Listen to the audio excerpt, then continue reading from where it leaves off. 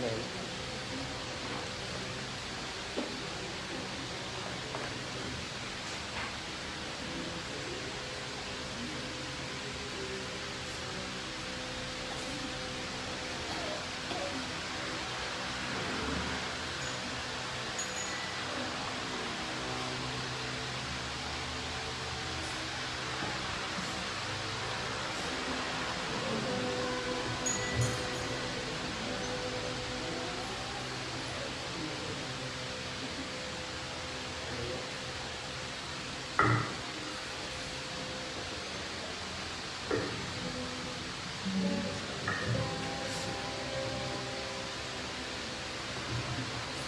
Magandang umaga po sa ating lahat. Tayo po ngayon ay nasa ika-6 na linggo ng Pasko ng Pagkatin.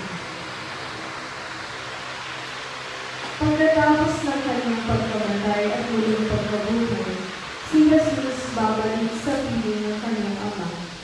Isusugo niya ang Espiritu Santo na kikilos sa kanyang pangalan. Sa pamamagitan ng Espiritu Santo, maipagpapatuloy ang misyon ni Jesus.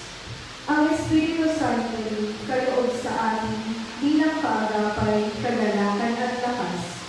Sa ating pagdiriwang ng misa, kapiling natin ang Espiritu Santo. Buksan nawa natin ang ating mga kalooban para siya'y patuloy bilang panimulati. Hawanin natin ang Panginoon.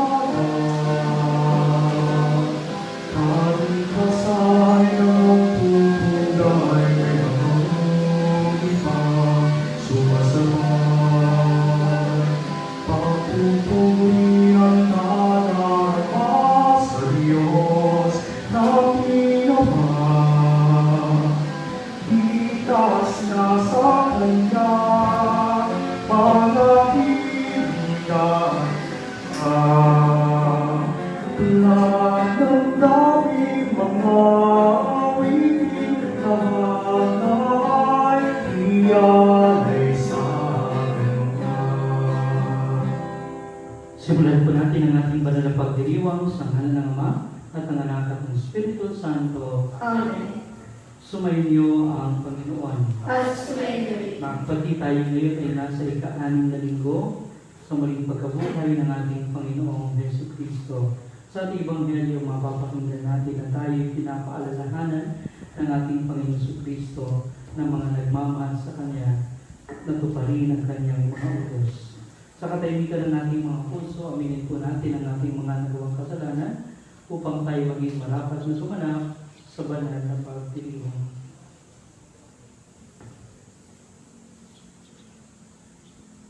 Inaamin ko Sa makapangyarihan ng Diyos at sa inyo mga kapatid, na lubha akong nagkasala sa isip, sa salita at sa gawa, at sa aking pagkukulang. Kaya isinasamo ko sa mahal na Birheng Maria, sa lahat ng mga anghel at mga banal, at sa inyo mga kapatid, na ako'y panalangin sa Panginoong ating Diyos. Kaawaan tayo ng makapangyarihan ng Diyos, patawarin tayo sa ating mga kasalanan, at patnubayan tayo sa buhay na walang hanggan.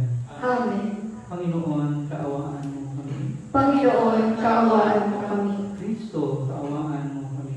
Kristo, kaawaan mo kami. Panginoon, kaawaan mo kami. Panginoon, kaawaan mo kami.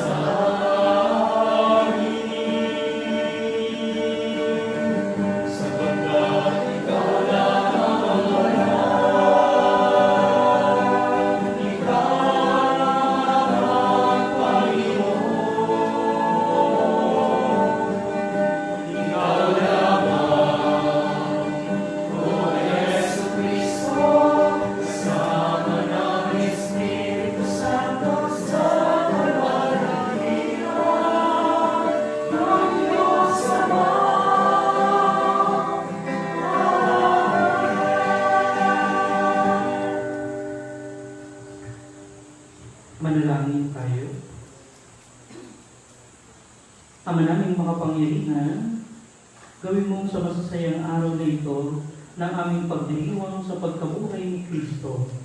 Kami makaganap sa pagdiriwang na wagas upang ang aming binubalita ay lagi naming matupad sa gawa sa pamamagitan ng Yesu Kristo kasama ng Espiritu Santo magpasawalang hanggan. Amen. Magsiupo po ang lahat at makinig sa pagpapahayag ng salita ng Diyos. Sa unang pagbasa, ang pagtanggap ng mga Samaritano sa pananampalataya at sa mga biyayang dulot ng Espiritu Santo ay patotoo lamang na ang kaligtasan ay iniaalok kanino man, anuman ang kanyang lahi o paniniwala sa buhay. Pagbasa mula sa mga gawa ng mga apostol. Noong mga araw na iyon, nagpunta si Felipe sa isang lungsod ng Samaria at ipinangaral doon ang Mesiyas. Nang mabalitaan ng mga tao at makita ang mga kababalaghang ginagawa niya, pinakinggan nilang mabuti ang sinasabi niya. Sapagkat ang masasamang espiritu ay umaalis sa mga taong inaalihan nito at sumisigaw habang lumalabas. Maraming lumpo at mga pilay ang napagaling, kaya nagkaroon ng malaking kagalakan sa lungsod na iyon.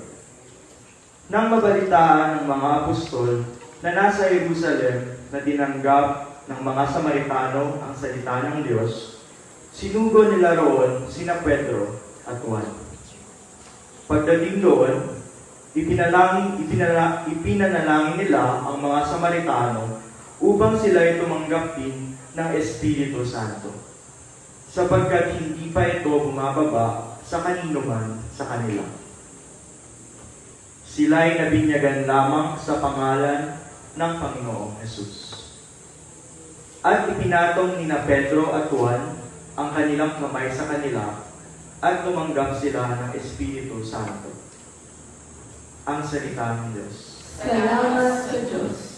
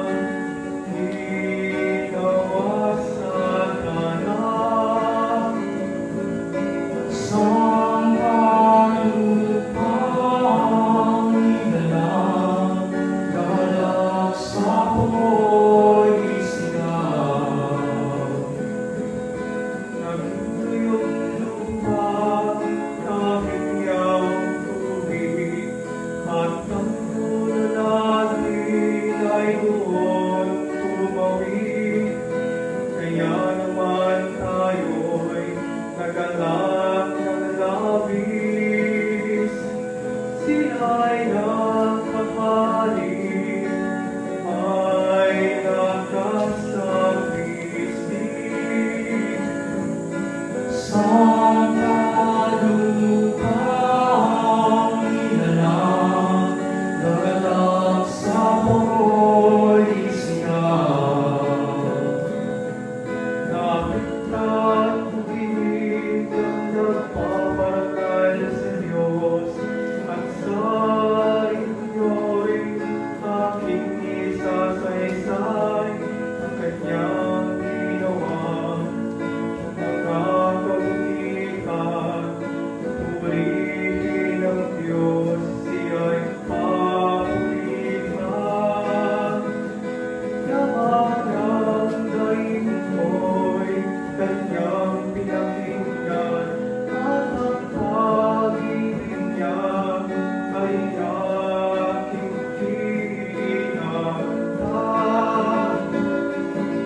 Sa kalupang inalang, galak sa polis na. Sa kalupang inalang, galak sa polis na.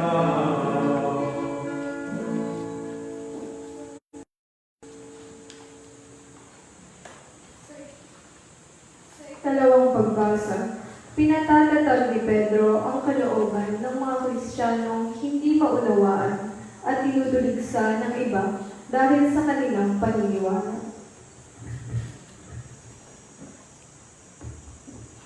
Pagbasa mula sa unang sulat ni Apostol San Pedro. Mga pinakamamahal, idambana ninyo sa inyong puso si Kristong Panginoon. Humanda kayong lagi na magpaliwanag sa sino mang magtatanong sa inyo tungkol sa inyong pag-asa. Ngunit maging mahinahon at mapitagan kayo sa inyong pagpapaliwanag. Panatilihin ninyong malinis ang inyong budhi upang mahiya ang mga umaalipusta at tumutuya sa inyong magandang asal bilang mga lingkod ni Kristo. Higit na mainam ang kayo'y magdusa dahil sa paggawa ng mabuti, sakali mang loobin ito ng Diyos kaysa magdusa kayo dahil sa paggawa ng masama. Sapagkat si Kristo'y namatay para sa inyo. Namatay siya dahil sa kasalanan ng lahat, ang walang kasalanan para sa mga makasalanan, upang iharap kayo sa Diyos. Siya'y namatay ayon sa laman at muling binuhay ayon sa Espiritu. Ang salita ng Diyos. Salamat sa Diyos. Magsitayo po ang lahat.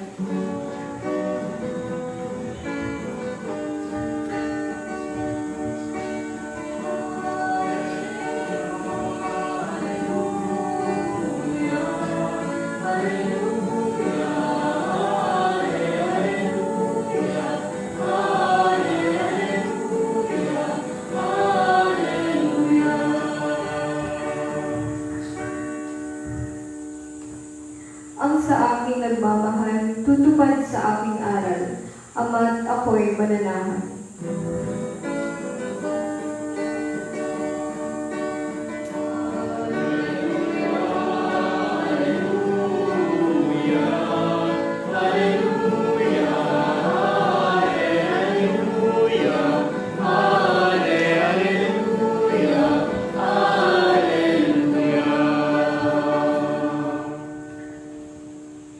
Sumainyo ang Panginoon. At sumainyo.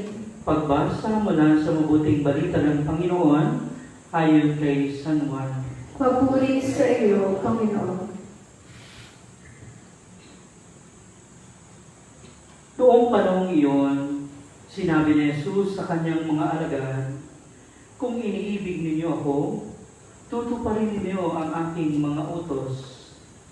Dadalangin ako sa Ama, at kayo bibigyan niya ng isa pang patnubay na magiging kasama ninyo magpakailanman. Ito yung Espiritu ng katotohanan na hindi matanggap ng sanlibutan sapagkat hindi siya nakikita ni nakakikilala ng sanlibutan. Ngunit nakikilala niyo siya sapagkat siya'y sumasa inyo at nananahan sa inyo. Hindi ko kayo iiwan ng umulila. Babalik ako sa inyo. Kaunting panahon na lamang at hindi na ako makikita ng sanlibutan. Ngunit ako'y makikita ninyo sapagkat mabubuhay ako at mabubuhay din kayo. Malalaman ninyo sa araw na iyon na ako'y sumasa Ama, kayo'y sumasa akin, at ako'y sumasa inyo. Ang tumatanggap sa mga utos ko at tumutupad dito, ang siyang umiibig sa akin. Ang umiibig sa akin ay iibigin ng aking. Iibigin ko rin siya, at ako'y lubusang magpapakilala sa Kanya. Mga kapatid, ang mabuting balita ng ating Panginoon. Pinupuri ka namin, Panginoong Jesucristo. Magandang umaga po sa inyong lahat. Kumusta po kayo? Yung mga nanay na narito, naalala niyo po ba yung mga unang panahon na niligawan kayo na mga napangasawa ninyo? Yung mga dalagang narito, may nanliligaw ba sa inyo?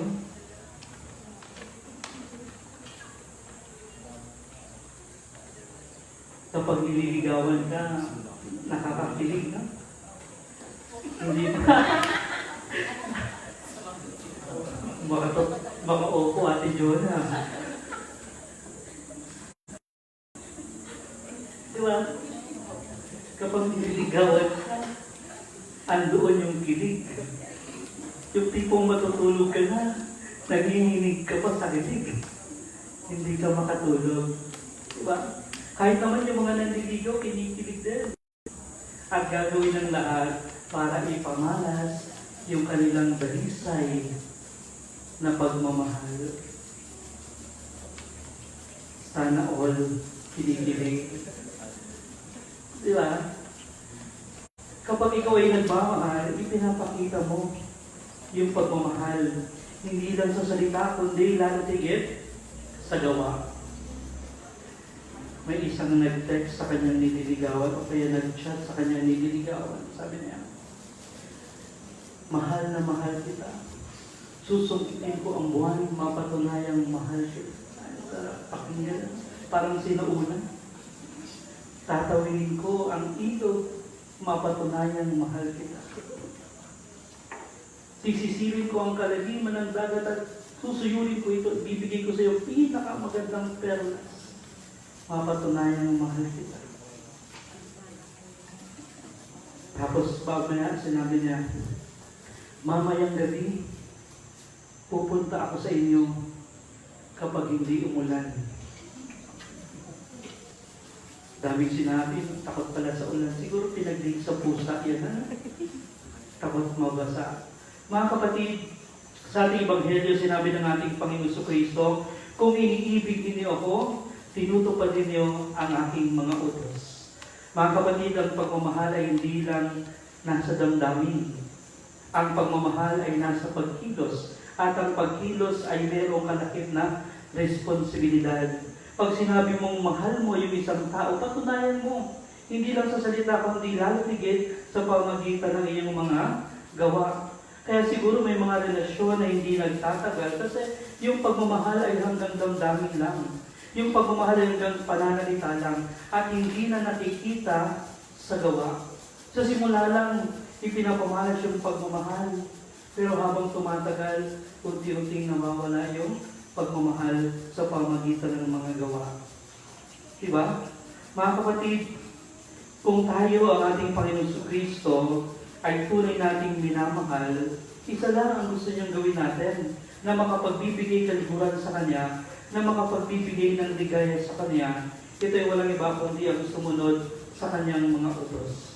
Di ba kapag tayo nagmamahal, ibibigay natin ang lahat para mapaligaya siya? Kung minsan hirap na tayong isipin, ano ba yung makapagpapasaya sa minamahal ko? Halimbawa, nung nakaraang Mother's Day, di ba? Ang hirap magdiwang ng Mother's Day nung nakaraan. Wala kang mabilhan ang iniregalo mo sa nanay mo. Pero iniisip mo, gusto mo maging creative, ano ba yung pwede kong ibigay sa nanay ko na minamahal ko para mapaligaya ko siya? Di po ba? Kahit simpleng bagay, kumisa nga, kahit yung presensya. Di po ba? Mga kapatid, pagdating sa pagmamahal natin kay Kristo, isa lang yung mga pagpapaligaya sa Kanya. Ito ay walang iba, kundi ang sumunod sa Kanyang mga utos. Madaling sabihin, Lord, mahal kita. Pero hindi naman natin sinusunod yung Kanyang utos. Di po ba? At ano ba yung utos ng ating Panginoon Kristo? Kahapon sa Ebanghelyo, ibinahagi ng ating Panginoon Kristo kung ano yung mga utos. Sabi niya, kayo ay aking mga kaibigan kung tinutupad ninyo ang aking mga utos. At ang utos ni Kristo, sabi niya, ito ang aking utos, mag-ibigan kayo. Ha? At paano tayo mag-iibigan? Ang utos ni Kristo ay ang atas ng pag-ibig. At paano tayo mag-iibigan upang may pamalas natin yung pag-ibig natin kay Kristo? Sabi ni Kristo sa Ebanghelyo yon, mag-ibigan kayo katulad ng pag-ibig ko sa inyo. Kapag tayo daw ay nagmahal, magmahal tayo. Hindi sagalang katulad ng ating pag-ibig na meron lamang tayo, kundi magmahal tayo katulad ng pag-ibig ni Kristo. Ang batayan natin ng pag-ibig para sa isa't isa, ang batayan natin ng pag-ibig para sa kapwa at para sa Diyos ay ang pag-ibig na pinamalas ng ating Panginoon Kristo. At paano pinamalas ni Kristo ang kanyang wagas na pagmamahal? Sinabi din doon sa Ebanghelyo, wala nang higit pa sa pag-ibig ng isang kaibigan na mag-alay ng kanyang buhay para sa kanyang kaibigan. Ang tawag dito ay dakilang pag-ibig. Yung handa kang mag-alay ng iyong buhay para sa iyong kaibigan, para sa iyong kapwa. At ang pag-aalay mo ng iyong buhay para sa kapwa sa ngalan ng pag-ibig ay pagpapamalas ng pagmamahal natin kay Kristo kung talagang iniibig natin siya. Sa madaling salita mga kapatid, patunayan mo kay Kristo ang pagmamahal mo sa Kanya sa pamagitan ng pagmamahal mo sa iyong kapwa. Sa pamagitan ng pag-aalay mo ng iyong buhay sa kapwa mo araw-araw.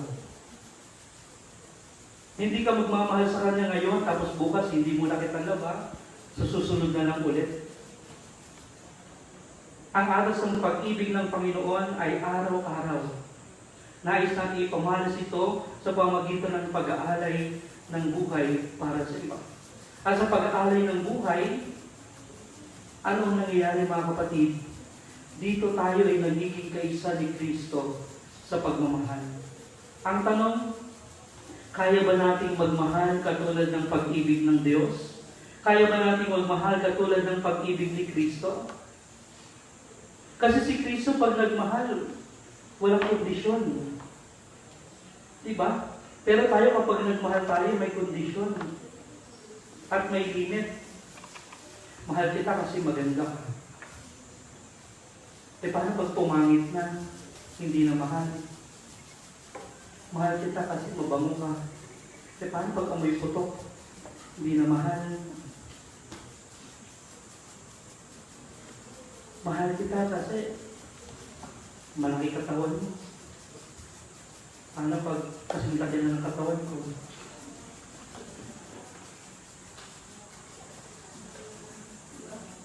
Mahal kita kasi may pera ka. Paano na wala ng pera?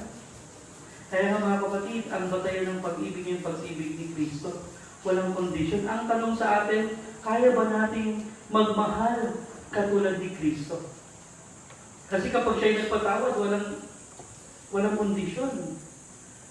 Sige, pinapatawad na kita. Tayo, minsan pag mga tao, pinapatawad na kita, pero may mga ganun tayo.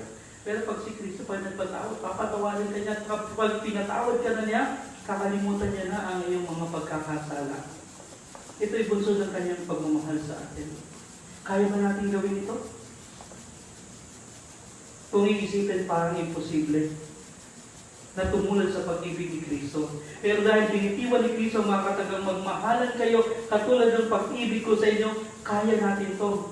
Huwag nating sabihin, hindi ko kaya yan kasi tao lang ako. May mga ganun eh. Hindi ko kaya magmahal katulad ni Kristo kasi Diyos siya at ako ay tao lamang. Mga kapatid, Napakinggan po natin sa ating Ebanghelyo. No? Kung paano ang ating Panginoong Jesucristo, bago siya umakyat sa kalangitan, sabi niya, magpapadala ng isang patnubay. Ang Espiritu ng katotohanan ay sumasa inyo. At itong Espiritu na ito, na ating taglay nung tayo'y binigan, ay siya yung Espiritu na taglay ni Kristo nung siya ay nasa lupa pa at kasama natin. At ang Espiritu na ito, ang siyang nagbigay kaganapan sa mga pangyayari sa buhay ng ating Panginoon Jesucristo. Ang Espiritu Santo ang pumatnubay at gumabay, tumulong kay Kristo upang magampanan niya ang misyon, lalo tigit ang misyon ng pagmamahal para sa tao. Nung siya ay nakabayubay sa krus, hindi lang siya ang nagdurusa, kasamang nagdurusa ang Ama at ang Espiritu Santo. At ang Espiritu Santo ang nagbigay sa kanya ng kalakasan upang yakapin niya ang krus, upang ialay niya ang kanyang buhay para sa atin. At ngayon na tayo ay tumanggap ng Espiritu Santo, na katulad ng Espiritu Santong taglay ni Kristo. Lahat ng mga nagawa ni Kristo ay magagawa rin natin. Sa ating unang pagbasa, napakinggan natin. Diba yung mga alagad ay napakasimpleng tao lamang sila na tinawag ng ating Panginoon Jesucristo. Subalit nung pumanawag sa kanila ang Espiritu Santo, may mga nagawa sila at marami silang nagawang kamangha-mangha na hindi nila lubos na maisip. Nakapagpapagaling sila, nakabubuhay sila ng mga patay. Di po ba? Nakapangangaral sila at nakakapaghilayat sila ng maraming tao. Sino ang mag-iisip sa kanila? Simpleng mga isda, simpleng mamamayan magagawa mga bagay na ito. Ito ay dahil sa kaloob ng Espiritu Santo. At sa ating kaloob pagbasa, ganoon din ang tinutukoy kung paano ang Espiritu Santo na nakay Kristo, nagampanan niya ang iniato sa kanyang misyon ng kanyang Ama. At ngayon tayo ay pinagkalooban ng Espiritu Santo. Kaya rin nating magmahal katulad ng pag-ibig ng Diyos. Katulad ng Espiritu Santo. Huwag natin sabihin, tao lang ako, hindi ko kaya magmahal katulad ng pag-ibig ng Diyos. Nasa sa atin ang Espiritu Santo. Kaya mga kapatid, sa mga pagkakataon, ikaw ay nahihirapang magmahal sa iyong kapwa. Tumalangin ka sa Espiritu Santo. Tutulungan ka niya at tuturuan ka niya kung paano magmahal sa kapwa. Lalo tigit sa mga taong hirap tayong mahalin. Yan ang ibinigay sa atin ng ating Panginoon Jesucristo, ang Espiritu Santo. At kung paano ang Espiritu Santo ang bumubuklod sa pag-ibig ni Jesus at sa pag-ibig ng Ama sa Kanya, gayon din naman mga kapatid, ang Espiritu Santo may binigay sa atin ng ating Panginoon Jesucristo bilang patnubay at bilang kasama, ang siyang nagbubuklod sa atin sa pag-ibig ng Diyos. At siyang tunay na nagiging daan upang tayo ay maging kaisa ni Kristo. Sa ating Ebanghelyo nakita natin kung paano Kristo ang Ama at si Kristo ay isa, gayon din naman sa pamagitan ng Espiritu Santo na nasa atin, tayo rin ay nagiging kaisa sa pag-ibig ng Diyos. Mga kapatid, kung matatagpo lamang natin ang kapangyarihan ng Espiritu Santo sa ating buhay, mamamalas natin ang napakagandang pagkilos ng Diyos sa ating buhay bilang mga Kristiyano. Kaya mga kapatid, kung tunay tayong nagmamahal kay Kristo, tuparin natin ang kanyang utos. At kung nahihirapan tayong tumupad sa utos ng Panginoon, ang atos ng pag-ibig, dumanangin tayo sa Espiritu Santo. Tuturuan niya tayo at papatnubayan niya tayo kung paano tayo makapagbibigay at mag-aari ng buhay sa ating kapwa sa ngalan ng pag-ibig. Amen. Magsitayo po ang lahat. Sumasampalataya ako Sa Diyos amang makapangyarihan sa lahat na maigawa ng langit at lupa. Sumasampalataya ako kay Jesucristo, iisang anak ng Diyos, Panginoon natin lahat. Nagkatawang tao siya lang ng Espiritu Santo, pinanganak ni Santa Maria Magdalena, pinagpakasakit ni Poncio Pilato, ipinako sa krus sa tayo dilim, nanawag sa kinaroonan ng mga yumao, nang may 3 araw na bumalik ng pag-ibig, umakyat sa langit, nalulok sa kanan ng Diyos ang mga makapangyarihan sa lahat. Doon magmumula ang paririto at uukong sa nabubuhay at nawalatay na tao. Sumasampalataya naman ako sa Diyos Espiritu Santo, sa banal na simbahang Katolika, sa kasamahan ng mga banal, sa kapatawaran ng mga kasalanan, sa pagkabuhay ng muli ng namatay na tao, at sa buhay na walang hanggan. Amen. Iyag natin ngayon ang ating mga kaibigan sa Diyos Ama at ialay natin ang ating mga pangangailangan at pati na ang pangangailangan ng buong simbahan, ang ating itutugon. Panginoon, dinggin mo kami. Panginoon, dinigin mo kami. Mapatid nawa ng Santo Papa, mga obispo, pari, diakono at mga pinunong laiko ang kagalingan at kapangyarihan ng Espiritu Santo upang sila rin ay maging mga mapagkalingang pastor at tagapagtanggol ng sambayanan ng Diyos. Manalangin tayo. Panginoon, dinigin mo kami. Mabigyan nawa ang mga pinuno ng ating pamayanan ng sapat na karunungan at lakas upang matupad nila ng tapat ang kanilang mga tungkulin. Manalangin tayo. Panginoon, dinigin mo kami. Matutunan nawa namin pahalagahan ang aming mga sarili bilang mga templo ng Espiritu Santo upang mabigyan namin ng papuri ang Ama. Manalangin tayo. Panginoon, dinigin mo kami. Manumbalik nawa ang sigla ng mga kapatid nating may sakit. Manalangin tayo. Panginoon, dinigin mo kami. Mapapiling nawa ni Kristong muling nabuhay ang mga kapatid nating yumao, lalong-lalo na ang mga kaluluwa ni Virginia Andres, Leonardo Andres, Frederick Barredo at Amanda Villaflor. Manalangin tayo. Panginoon, dinigin mo kami. Mga kapatid, sa katahimikan ng ating mga puso, idalangin din natin sa Panginoon ang ating mga pansariling kailangan.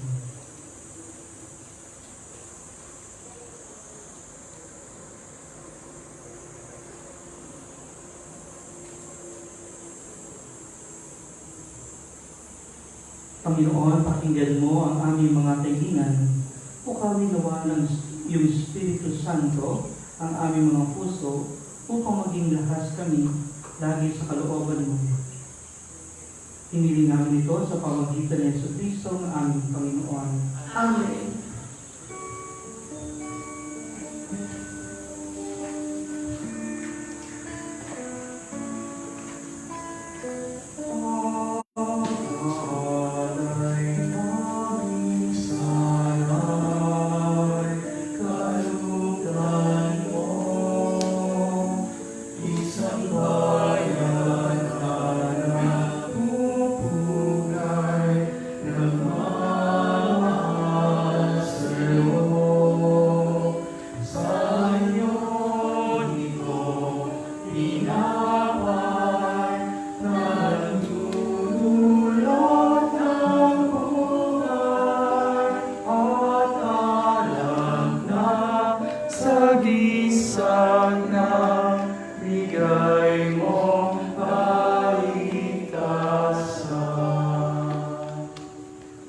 Manalangin kayo mga kapatid, upang ang paghahari natin ay kalugan ng Diyos na mga makapangyarihan.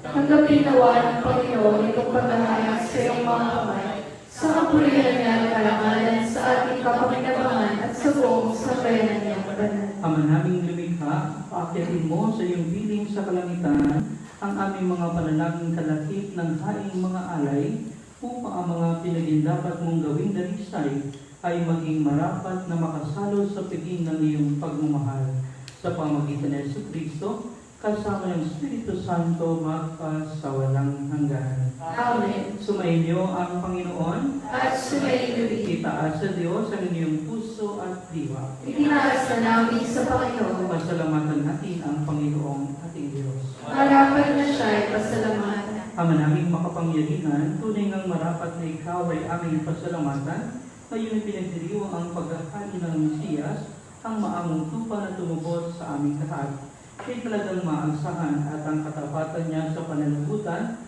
ay siyang bumago sa dating pamumuhay sa sangkatauhang namihasa sa pagkasalawahan. Ang dangal ng tao ay ganap na itinampok upang mamana namin sa pakikipagkapatid kay Jesus. Kaya kaysa ng mga anghel, na nagsisiawit ng papuri sa iyo nang walang humpay sa kalangitan. Kami nagbubuni sa iyong kadakilaan.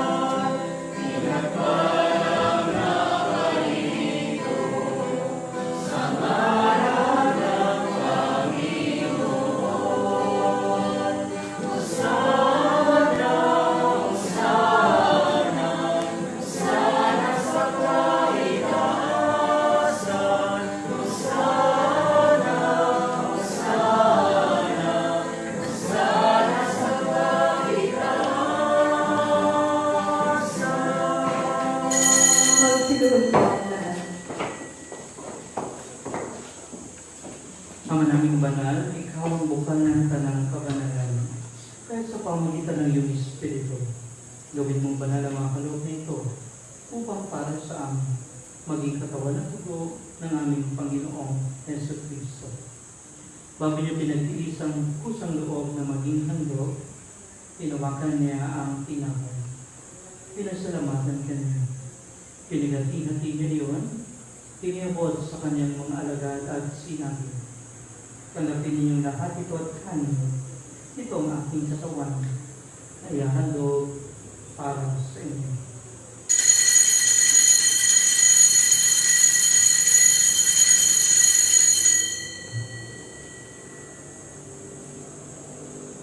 Ngayon din naman nung matapos ang hapunan, tinawakan niya ang kalis. Muli kanyang pinasalamatan. Inibot niya ang kalis sa kanyang mga alagad at sinabi, tanggapin ninyong lahat ito at inumin.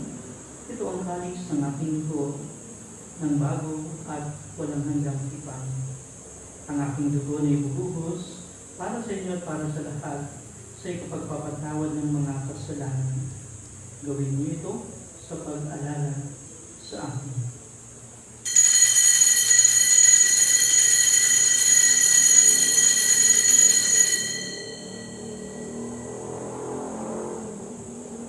Ipagunyi natin ang misteryo ng pananampalataya.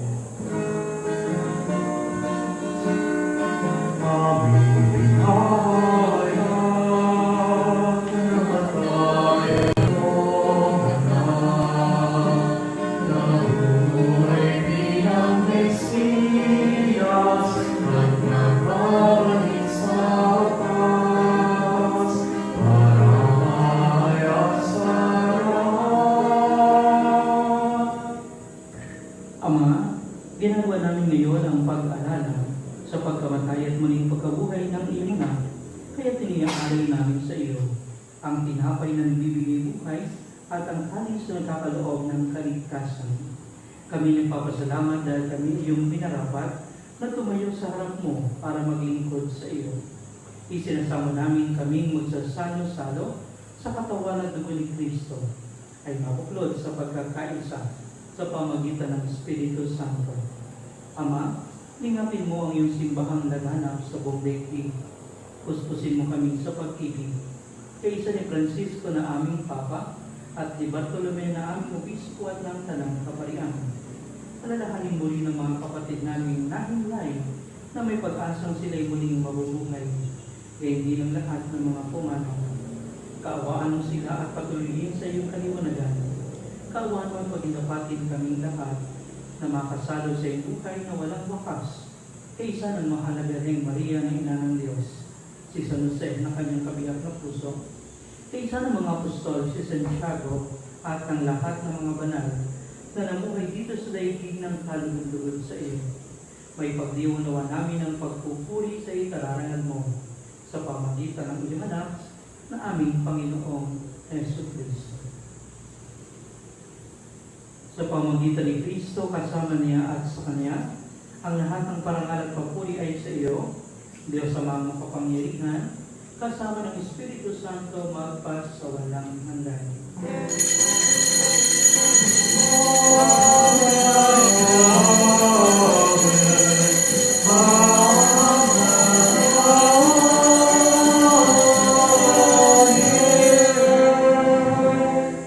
Sa tagubilin ng mga nakagagaling na utos sa turo na Jesus ng Panginoon natin ang Diyos, ipahayag natin ang lakas loob.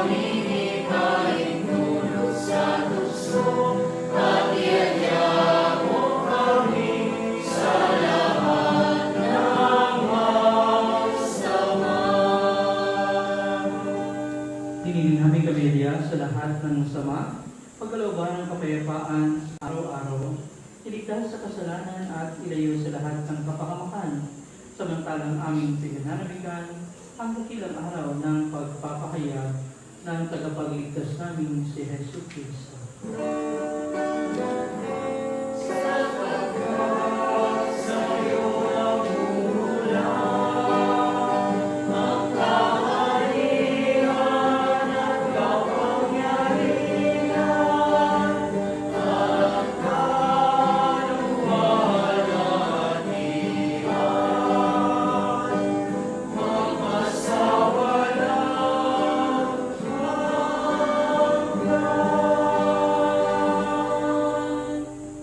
Panginoon sa Kristo, sinabi mo sa iyong mga apostol, kapayapaan ang iniiwan ko sa inyo, ang aking kapayapaan ang binibigay ko sa inyo.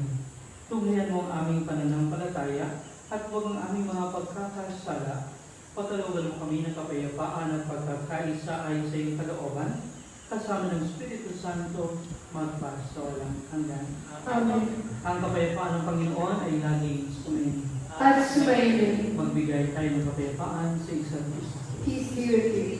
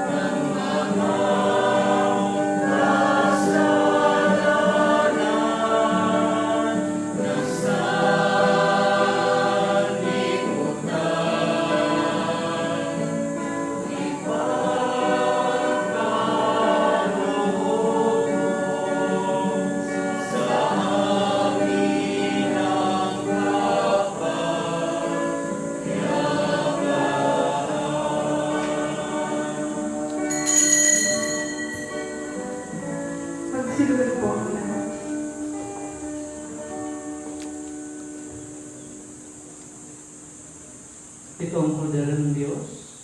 Ito ang nag-aani sa mga kasalanan sa liputan.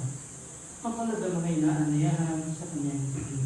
Panginoon, hindi ako marapat-dapat na magpatuloy sa iyo, ngunit sa isang salita mo lamang ay gagaling na ako.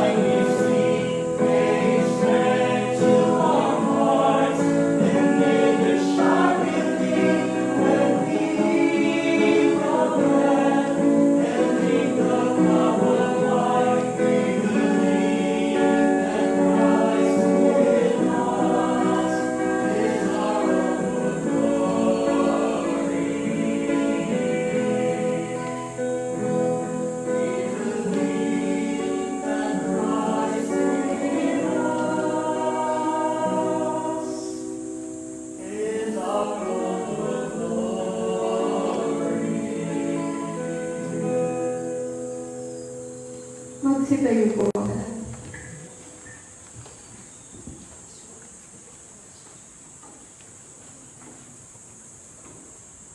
Manalangin tayo.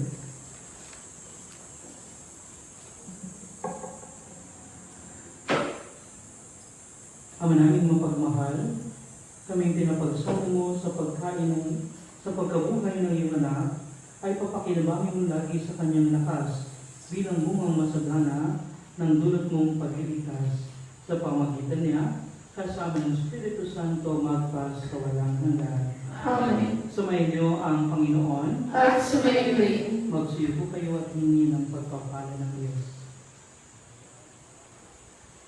Ang Diyos at tumubos at tumupok sa inyo, pakundangan sa pagkabuhay ni Jesucristo, ay siya mamapala sa inyong kaligayahang magpas sa walang hanggan. Amen. Kayong pinagkalooban ng manlulubos ng walang maliw na kalayaan, ay pagkamtinawan niya ng kanyang pamanang buhay na walang hanggan.